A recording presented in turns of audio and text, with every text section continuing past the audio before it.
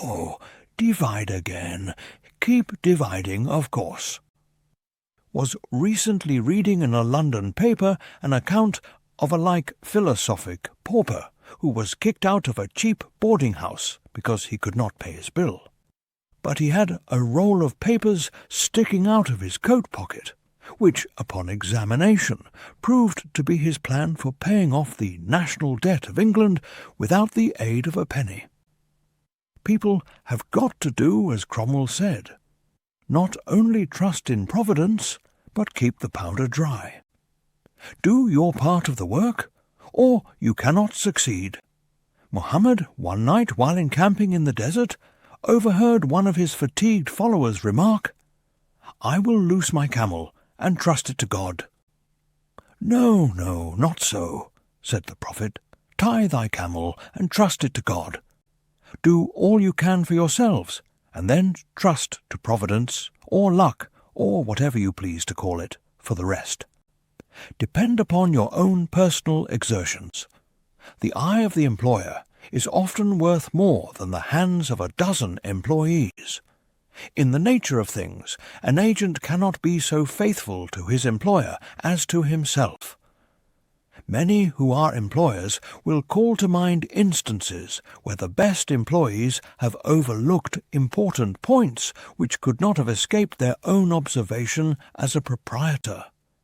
No man has a right to expect to succeed in life unless he understands his business, and nobody can understand his business thoroughly unless he learns it by personal application and experience. A man may be a manufacturer.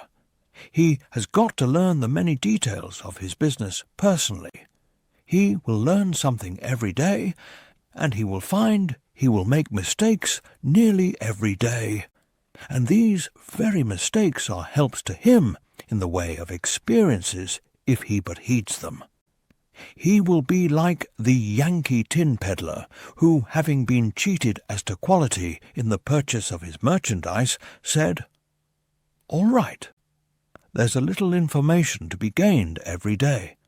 We'll never be cheated in that way again." Thus a man buys his experience, and it is the best kind if not purchased at too dear a rate. Hold that every man should, like Cuvier, the French naturalist, thoroughly know his business.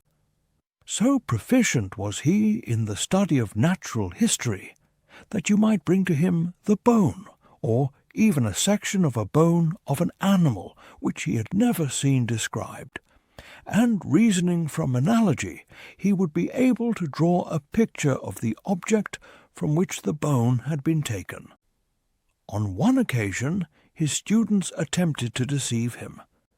They rolled one of their number IP a cowskin and put him under the professor's table as a new specimen.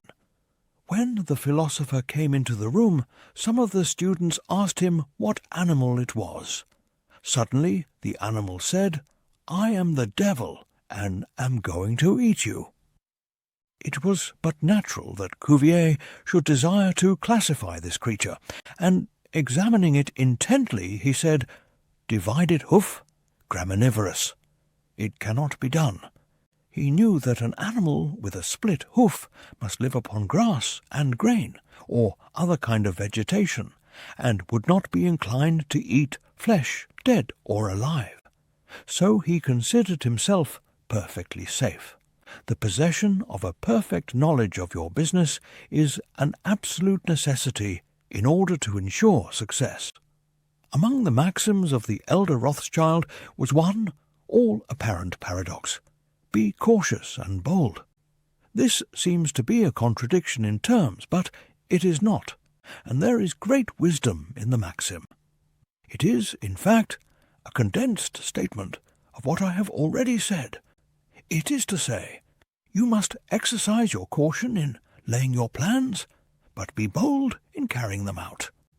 A man who is all caution will never dare to take hold and be successful, and a man who is all boldness is merely reckless and must eventually fail. A man may go on change and make $50,000 or $100,000 in speculating in stocks at a single operation. But if he has simple boldness without caution, it is mere chance, and what he gains today he will lose tomorrow. You must have both the caution and the boldness to ensure success. The Rothschilds have another maxim: never have anything to do with an unlucky man or place. That is to say, never have anything to do with a man or place which never succeeds, because although a man may appear to be honest and intelligent, yet if he tries this or that thing and always fails, it is on account of some fault or infirmity that you may not be able to discover, but nevertheless which must exist. There is such thing in the world as luck. There never was a man who could go out in the morning and find a purse full of gold in the street today, and another tomorrow, and so on, day after day. He may do so once in his life, but so far as mere luck is concerned, he is as liable to lose it as to find it. Like causes produce like effects. If a man adopts the proper methods to be successful, luck will not prevent him. If he does not succeed, there are reasons for it, although perhaps he may not be able to see them. Use the best T0015. Men in engaging employees should be careful to get the best. Understand, you cannot have too good tools to work with, and there is no tool you should be so particular about as living tools. If you get a good one, it is better to keep him than keep changing. He learns something every day, and you are benefited by the experience he acquires. He is worth more to you this year than last, and he is the last man to part with, provided his habits are good and he continues faithful. If, as he gets more valuable, he demands exorbitant increase of salary, on the supposition that you can't do without him, let him go. Whenever have such an employee, always discharge him. First, to convince him that his place may be supplied, and second, because he is good for nothing if he thinks he is invaluable and cannot be spared, but would keep him, if possible, in order to profit from the result of his experience. An important element in an employee is the brain. You can see bills up, hands wanted, but hands are not worth a great deal without heads. Mr. Beecher illustrates this in this wise. An employee offers his services by saying, "I have a pair of hands, and one of my fingers thinks." "That is very good," says the employer. Another man comes along and says, "He has 2 fingers that think." "Ah, that is better." But a third calls in and says that all his fingers and thumbs think. That is better still. Finally, another steps in and says, "I have a brain that thinks. I think all over. Am a thinking as well as a working man." "You are the man want," says the delighted employer. Those men who have brains and experience are therefore the most valuable and not to be readily parted with. It is better for them, as well as yourself, to keep them at reasonable advances in their salaries from time to time. Don't set avomi your business. Young men, after they get through their business training or apprenticeship, instead of pursuing their avocation and rising in their business, will often lie about doing nothing. They say, "I have learned my business, but am not going to be a hireling. What is the object of learning my trade or profession unless I can establish myself? Have you capital to start with? No, but am going to have it. How are you going to get it? Will tell you confidentially. Have a wealthy old aunt, and she will die pretty soon, but if she does not, expect to find some rich old man who will lend me a few thousands to give me a start. If only get the money to start with, will do well." There's no greater mistake than when a young man believes he will succeed with borrowed money. Why? Because every man's experience coincides with that of Mr. Astor, who said, "It was more difficult for him to accumulate his first $1,000 than all the succeeding millions that made up his colossal fortune. Money is good for nothing unless you know the value of it by experience. Give a boy $20,000 and put him in business, and the chances are that he will lose every dollar of it before he is a year older. Like buying a ticket in the lottery and drawing a prize, it is easy come, easy go. He does not know the value of it. Nothing is worth anything unless it costs effort. Without self-denial and economy, patience and perseverance, and commencing with capital which you have not earned, you are not sure to succeed in accumulating. Young men, instead of waiting for dead men's shoes, should be up and doing, for there is no class of persons who are so unaccommodating in regard to dying as these rich old people. And it is fortunate for the expectant heirs that it is so. 9 out of 10 of the rich men of our country today started out in life as poor boys, with determined wills, industry, perseverance, economy, and good habits. They went on gradually, made their own money, and saved it. And this is the best way to acquire a fortune. Stephen Girard started life as a poor cabin boy, and died worth $9 million. A.T. Stewart was a poor Irish boy, and he paid taxes on $1.5 million of income per year.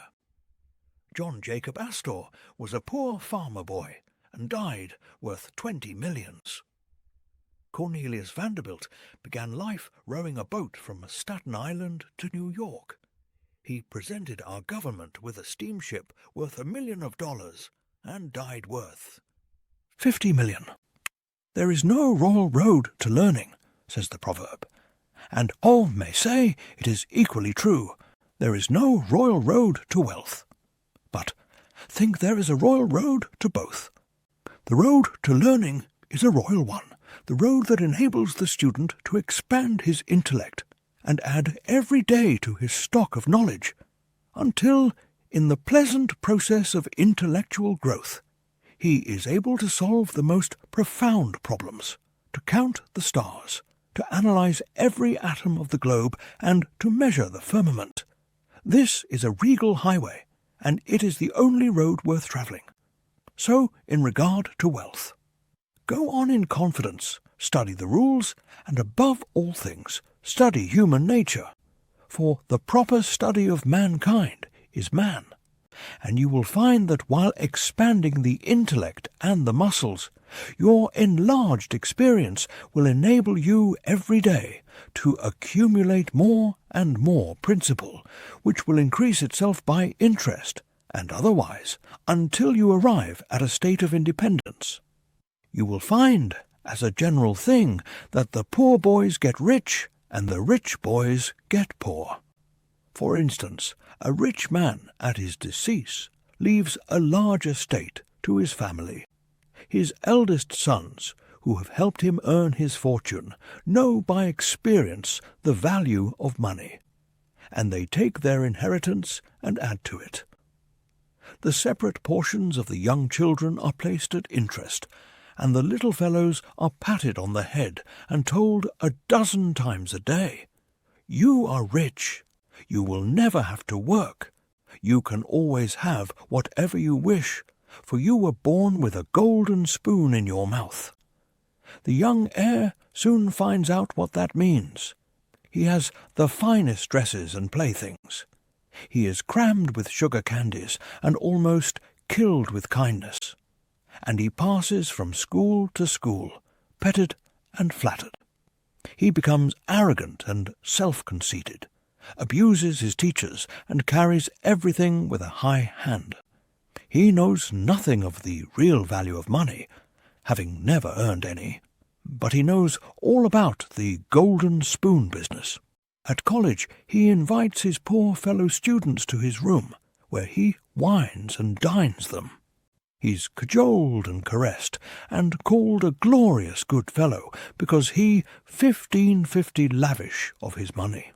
He gives his game suppers, drives his fast horses, invites his chums to fêtes and parties, determined to have lots of good times.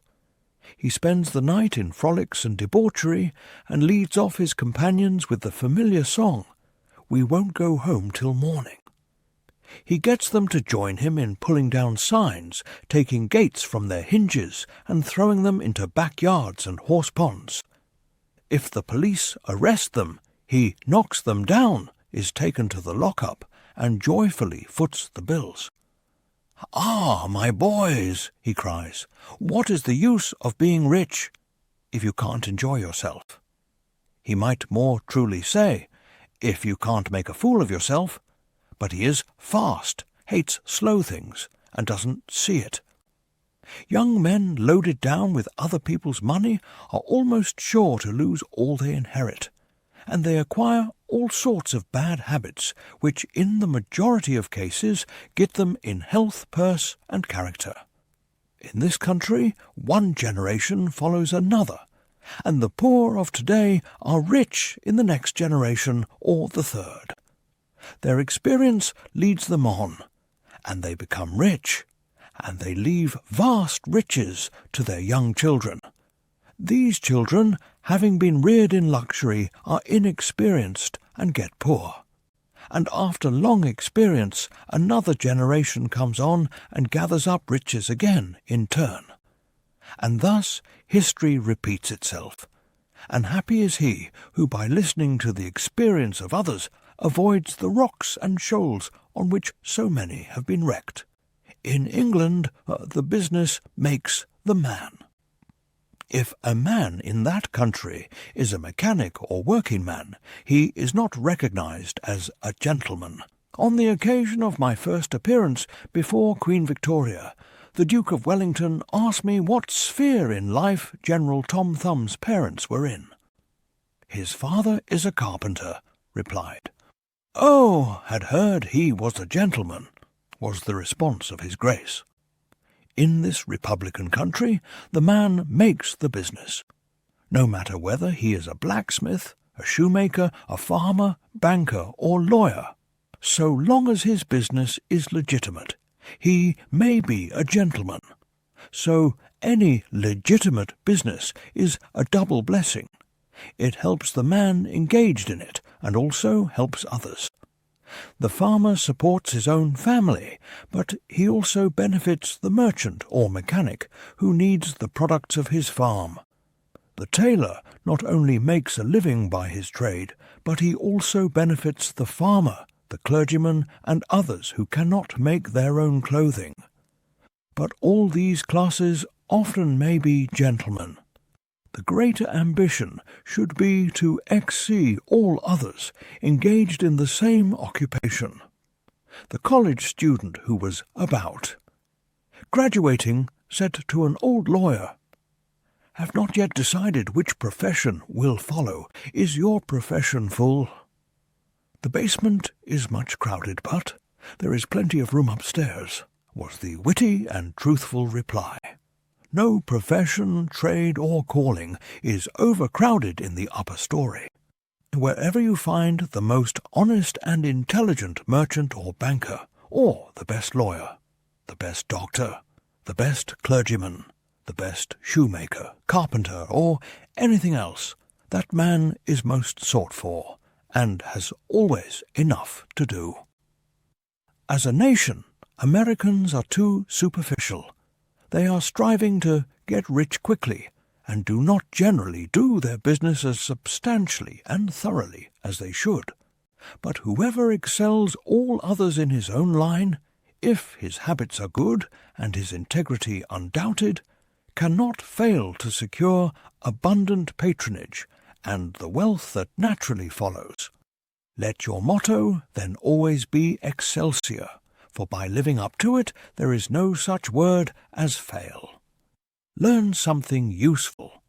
Every man should make his son or daughter learn some useful trade or profession, so that in these days of changing fortunes of being rich today and poor tomorrow, they may have something tangible to fall back upon. This provision might save many persons from misery, who by some unexpected turn of fortune have lost all their means. Le hope. Predominate, but we gnaw too visionary. Many persons are always kept poor because they are too visionary. Every project looks to them like certain success, and therefore they keep changing from one business to another, always in hot water, always under the harrow. The plan of counting the chickens before they are hatched is an error of ancient date, but it does not seem to improve by age. Do not scatter your powers. Engage in one kind of business only, and stick to it faithfully until you succeed, or until your experience shows that you should abandon it. A constant hammering on one nail will generally drive it home at last, so that it can be clinched. When a man's undivided attention is centered on one object, his mind will constantly be suggesting improvements of value, which would escape him if his brain was occupied by a dozen different subjects at once. Many a fortune has slipped through a man's fingers because he was engaged in too many occupations at a time. There is good sense in the old caution against having too many irons in the fire at once. For systematic men should be systematic their business. A person who does business by rule, having a time and place for everything, doing his work promptly, will accomplish twice as much and with half the trouble of him who does it carelessly and slipshod. By introducing system into all your transactions, doing one thing at a time, always meeting appointments with punctuality, you find leisure for pastime and recreation. Whereas the man who only half does one thing and then turns to something else, and half does that, will have his business at loose ends, and will never know when his day's work is done, for it never will be done. Of course, there is a limit to all these rules. We must try to preserve the happy medium, for there is such a thing as being too systematic. There are men and women, for instance, who put away things so carefully that they can never find them again. It is too much like the red tape formality at Washington and Mr. Dickens' circumlocution office, all theory and no result. When the Astor House was first started in New York City, it was undoubtedly the best hotel in the country. The proprietors had learned a good deal in Europe regarding hotels, and the landlords were proud of the rigid system which pervaded every department of their great establishment. When 12 o'clock at night had arrived, and there were a number of guests around, one of the proprietors would say, "Touch that bell, John," and in 2 minutes 60 servants with a water bucket in each hand would present themselves in the hall. "This," said the landlord, addressing his guests, "is our fire bell. It will show you we are quite safe here. We do everything systematically." This was before the Croton water was introduced into the city. But they sometimes carried their system too far. On one occasion, when the hotel was thronged with guests, one of the waiters was suddenly indisposed, and although there were 50 waiters in the hotel, the landlord thought he must have his full complement, or his system would be interfered with. Just before dinner-time, he rushed downstairs and said, "There must be another waiter. And one waiter short.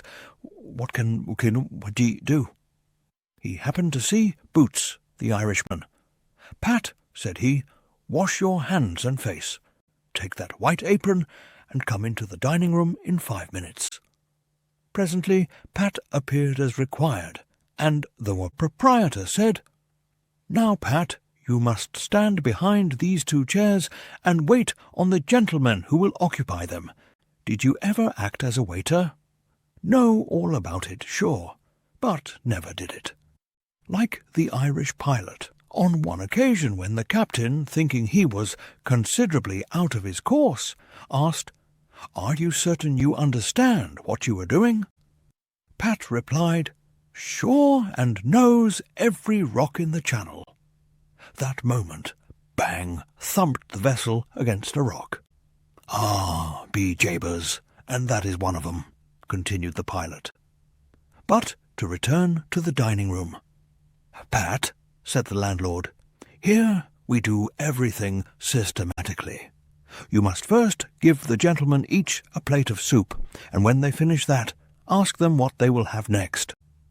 Pat replied, "Ah, and understand perfectly the virtues of system." Very soon in came the guests. The plates of soup were placed before them.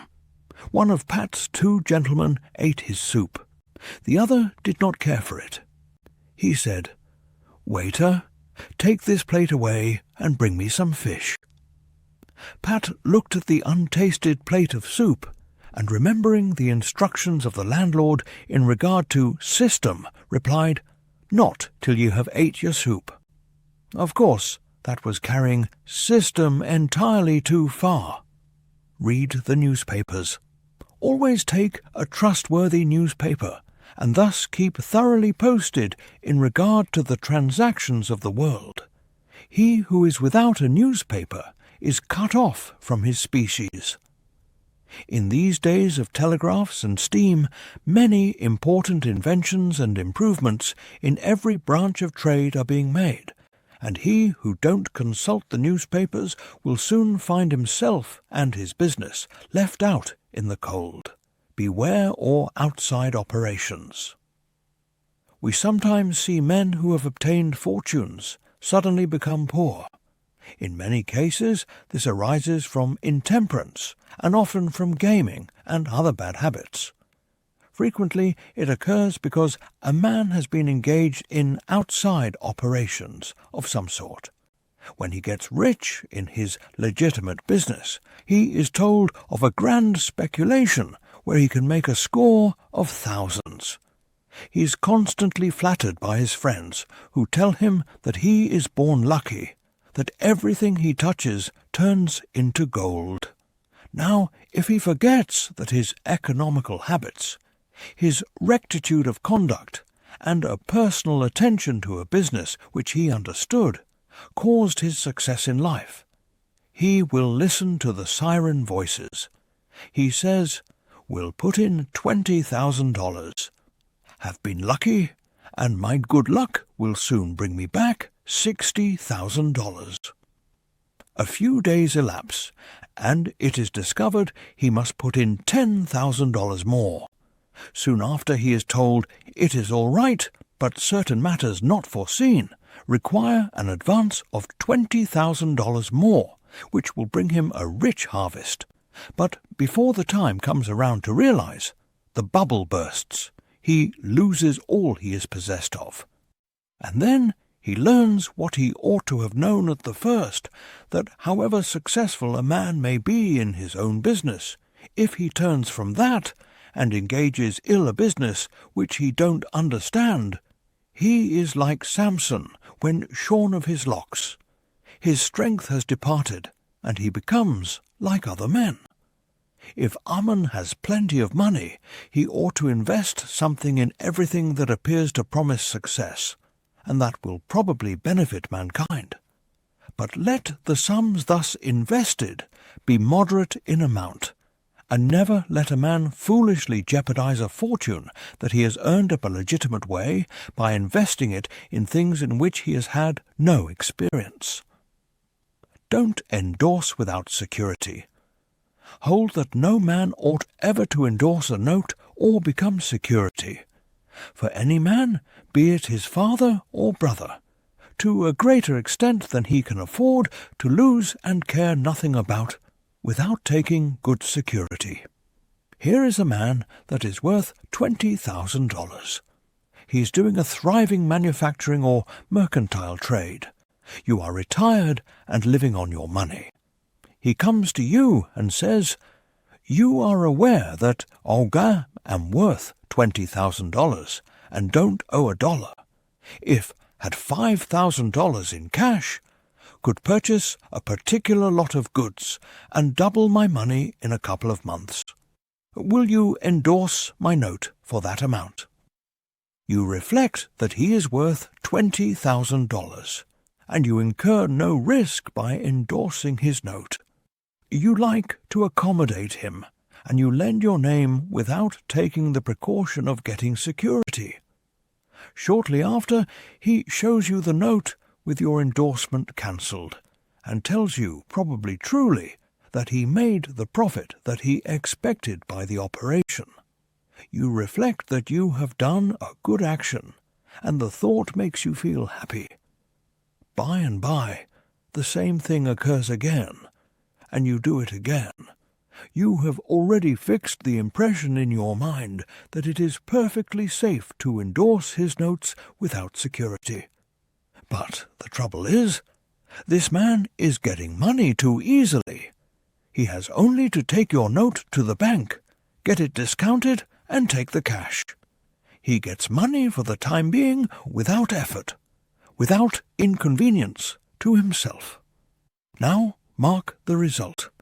He sees a chance for speculation outside of his business. A temporary investment of only $10,000 is required. It is sure to come back before a note at the bank would be due. He places a note for that amount before you. You sign it almost mechanically, being firmly convinced that your friend is responsible and trustworthy. You endorse his notes as a matter of course.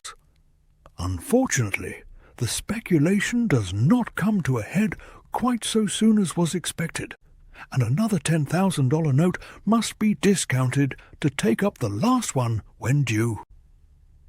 Before this note matures, the speculation has proved an utter failure, and all the money is lost. Does the loser tell his friend, the endorser, that he has lost half of his fortune? Not at all. He don't even mention that he has speculated at all. But he has got excited. The spirit of speculation has seized him. He sees others making large sums in this way. We seldom hear of the losers, and, like other speculators, he looks for his money where he loses it. He tries again. Endorsing notes has become chronic with you, and at every loss he gets your signature for whatever amount he wants. Finally, you discover your friend has lost all of his property and all of yours. You are overwhelmed with astonishment and grief, and you say, "It is a hard thing. My friend here has ruined me, but you should add, I have also ruined him."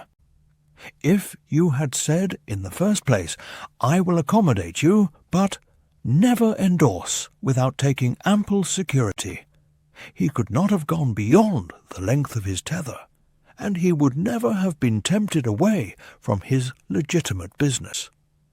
It is a very dangerous thing, therefore, at any time, to let people get possession of money too easily. It tempts them to hazardous speculations, if nothing more. Solomon truly said, "He that hateth suretyship is sure." So, with the young man starting in business, let him understand the value of money by earning it. When he does understand its value, then grease the wheels a little in helping him to start business. But remember, men who get money with too great facility cannot usually succeed. You must get the first dollars by hard knocks, and at some sacrifice, in order to appreciate the value of those dollars. Advertise young business. We all depend, more or less, upon the public for our support. We all trade with the public. Lawyers, doctors, shoemakers, artists, blacksmiths, showmen, opera stagers, railroad presidents, and college professors. Those who deal with the public must be careful that their goods are valuable, that they are genuine, and will give satisfaction. When you get an article which you know is going to please your customers, and that when they have tried it, they will feel they have got their money's worth. Then let the fact be known that you have got it. Be careful to advertise it in some shape or other, because it is evident that if a man has ever so good an article for sale and nobody knows it, it will bring him no return. In a country like this, where nearly everybody reads, and where newspapers are issued and circulated in editions of 5,000 to 200,000, it would be very unwise if this channel was not taken advantage of to reach the public in advertising. A newspaper goes into the family and is read by wife and children, as well as the head of the home. Hence, hundreds and thousands of people may read your advertisement while you are attending to your routine business. Many, perhaps, read it while you are asleep. The whole philosophy of life is, first sow, then reap. That is the way the farmer does. He plants his potatoes and corn and sows his grain, and then goes about something else, and the time comes when he reaps. But he never reaps first and sows afterwards. This principle applies to all kinds of business, and to nothing more eminently than to advertising. If a tap has a genuine article, there is no weighty which he can reap more advantageously than by sowing to the public in this way. He must, of course, have a really good article, and one which will please his customers. Anything spurious will not succeed permanently, because the public is wiser than many imagine. Men and women are selfish, and we all prefer purchasing where we can get the most for our money, and we try to find out where we can most surely do so. You may advertise a spurious article, and induce many people to call and buy at once, but they will denounce you as an impostor and swindler, and your business will gradually die out and leave you poor. This is right. Few people can safely depend upon chance custom. You all need to have your customers return and purchase again. A man said to me, "Have tried advertising and did not succeed, yet have a good article." Replied, "My friend, there may be exceptions to a general rule, but how do you advertise?" "Put it in a weekly newspaper 3 times, and paid $1.50 for it." Replied, "Sir, advertising is like learning. A little is a dangerous thing." A French writer says that the reader of a newspaper does not see the first mention of an ordinary advertisement. The second insertion he sees, but does not read. The third insertion he reads. The fourth insertion he looks at the price. The fifth insertion he speaks of it to his wife. The sixth insertion he is ready to purchase, and the seventh insertion he purchases. Your object in advertising is to make the public understand what you have got to sell, and if you have not the pluck to keep advertising until you have imparted that information, all the money you have spent is lost. You are like the fellow who told the gentleman if he would give him 10 cents, it would save him $1. "How can help you so much with so small a sum?" asked the gentleman in surprise. "One started out this morning," hiccuped the fellow, "with the full determination to get drunk, and have spent my only $1 to accomplish the object, and it has not quite done it. 10 cents worth more of whiskey would just do it, and in this manner should save the $1 already expended. So a man who advertises at all must keep it up until the public know who and what he is, and what his business wonderful does, or else the money invested in advertising is lost." Some men have a peculiar genius for writing a striking advertisement, one that will arrest the attention of the reader at first sight. This fact, of course, gives the advertiser a great advantage. Sometimes a man makes himself popular by a unique sign, or a curious display in his window. Recently observed a swing sign extending over the sidewalk in front of a store, on which was the inscription in plain letters, "Don't read the other side." Of course, did, and so did everybody else, and learned that the man had made all independence by first attracting the public to his business in that way, and then using his customers well afterwards. Genin, the hatter, bought the first Jenny Lind ticket at auction for $225, because he knew it would be a good advertisement for him. "Who is the bidder?" said the auctioneer as he knocked down that ticket at Castle Garden. "Genin, the hatter," was the response. Here were thousands of people from the Fifth Avenue and from distant cities in the highest stations in life. "Who is Genin, the hatter?" they exclaimed. They had never heard of him before. The next morning, the newspapers and telegraph had circulated the facts from Maine to Texas, and from 5 to 10 millions of people had read that the tickets sold at auction for Jenny Lind's first concert amounted to about $20,000, and that a single ticket was sold at $225 to Genin, the hatter. Men throughout the country involuntarily took off their hats to see if they had a Genin hat on their heads. At a town in Lower, it was found that in the crowd around the post office there was one man who had a Genin hat, and he showed it in triumph, although it was worn out and not worth 2 cents. "Why," one man exclaimed, "you have a real Genin hat. What a lucky fellow you are." Another man said, "Hang on to that hat. It will be a valuable heirloom in your family." Still another man in the crowd, who seemed to envy the possessor of this good fortune, said, "Come, give us all a chance. Put it up at auction." He did so, and it was sold as a keepsake for $9.50. What was the consequence to Mr. Genin? He sold 10,000 extra hats per annum, the first 6 years. 9/10 of the purchasers bought of him probably out of curiosity, and many of them, finding that he gave them an equivalent for their money, became his regular customers. This novel advertisement first struck their attention, and then, as he made a good article, they came again. Now, don't say that everybody should advertise as Mr. Genin did, but say, if a man has got goods for sale and he don't advertise them in some way, the chances are that some day the sheriff will do it for him. Nor does he say that everybody must advertise in a newspaper, or indeed use printer's ink at all.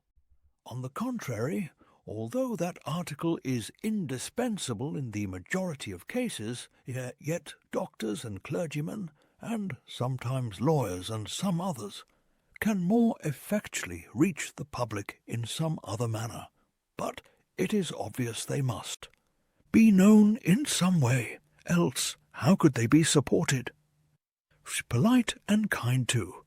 Your customers' politeness and civility are the best capital ever invested in business. Large stores, gilt signs, flaming advertisements will all prove unavailing if you or your employees treat your patrons abruptly. The truth is, the more kind and liberal a man is, the more generous will be the patronage bestowed upon him. Like begets like. The man who gives the greatest amount of goods of a corresponding quality for the least sum, still reserving for himself a profit, will generally succeed best in the long run. This brings us to the golden rule. As ye would that men should do to you, do ye also to them, and they will do better by you than if you always treated them as if you wanted to get the most you could out of them for the least return. Men who drive sharp bargains with their customers, acting as if they never expected to see them again, will not be mistaken.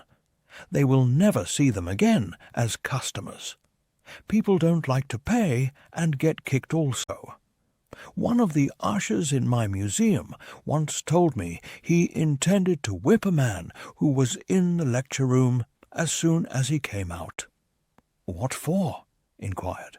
"Because he said, 'was no gentleman,'" replied the usher. "Never mind," I replied. "He pays for that, and you will not convince him you are a gentleman by whipping him. I cannot afford to lose a customer. If you whip him, he will never visit the museum again, and he will induce friends to go with him to other places of amusement instead of this, and thus, you see, should be a serious loser." "But he insulted me," muttered the usher. "Exactly," replied. "And if he owned the museum, and you had paid him for the privilege of visiting it, and he had then insulted you, there might be some reason in your resenting it. But in this instance he is the man who pays, while we receive, and you must therefore put up with his bad manners." My usher laughingly remarked that this was undoubtedly the true policy, but he added that he should not object to an increase of salary if he was expected to be abused in order to promote my interest. It was charitable. Of course, men should be charitable because it is a duty and a pleasure. But even as a matter of policy, if you possess no higher incentive, you will find that the liberal man will command patronage, while the sordid, uncharitable miser will be avoided. Solomon says, "There is that scattereth, and yet increaseth, and there is that withholdeth more than meet, but it tendeth to poverty." Of course, the only true charity is that which is from the heart. The best kind of charity is to help those who are willing to help themselves. Promiscuous almsgiving, without inquiring into the worthiness of the applicant, is bad in every sense. But to search out and quietly assist those who are struggling for themselves is the kind that scattereth and yet increaseth. But don't fall into the idea that some persons practice of giving a prayer instead of a potato, and a benediction instead of bread to the hungry. It is easier to make Christians with full stomachs than empty. Omet vilv. Some tep have a foolish habit of telling their business secrets. If they make money, they like to tell their neighbours how it was done. Nothing is gained by this, and oft-times much is lost. Say nothing about your profits, your hopes, your expectations, your intentions. And this should apply to letters as well as to conversation.